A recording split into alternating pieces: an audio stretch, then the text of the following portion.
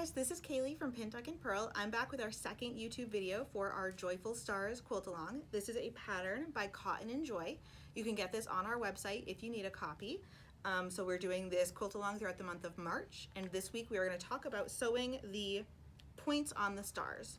So you're going to need the parts that are numbers B2 for background 2, those subunits, and then either your charm squares or the S1 squares, and we're going to turn those into these units, which we'll use next week to assemble our 9 patches.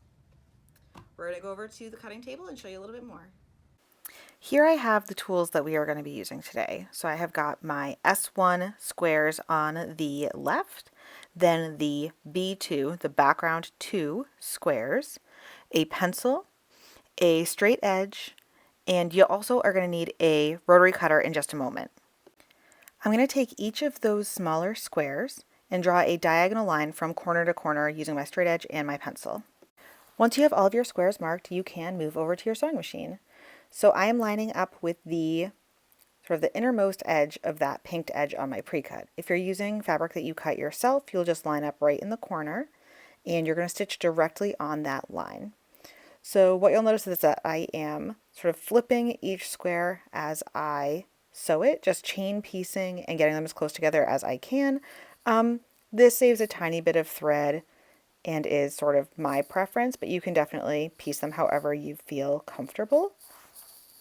Here I have a close-up of just that smaller square lined up underneath my presser foot, where you can see that line is at the very center of my presser foot, and that's exactly where you want to sew. Once you have sewn the smaller squares onto half of the S1 blocks, we will trim our seam allowance and press these blocks so that they can be ready for the next step.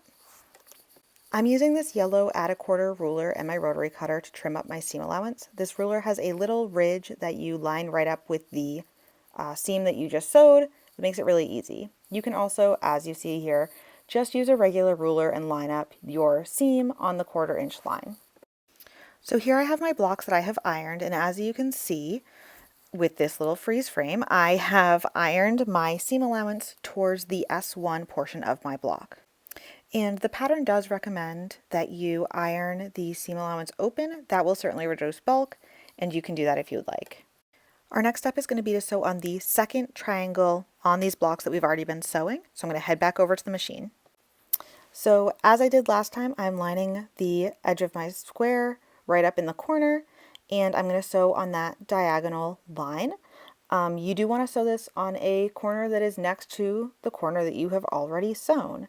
And again, you're only going to do this to half of the blocks. The other half of the blocks do not need these corner pieces sewn on.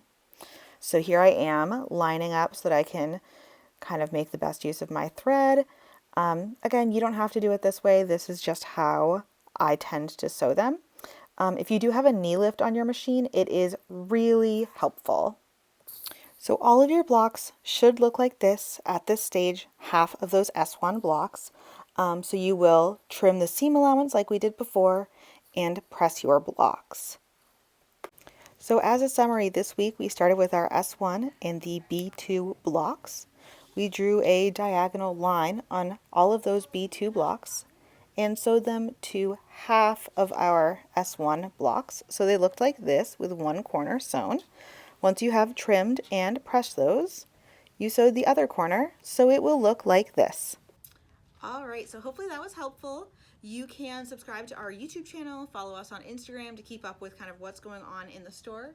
And we will be back next week, as I said, talking about how we are assembling this star block. And hopefully we'll see you then. Thank you.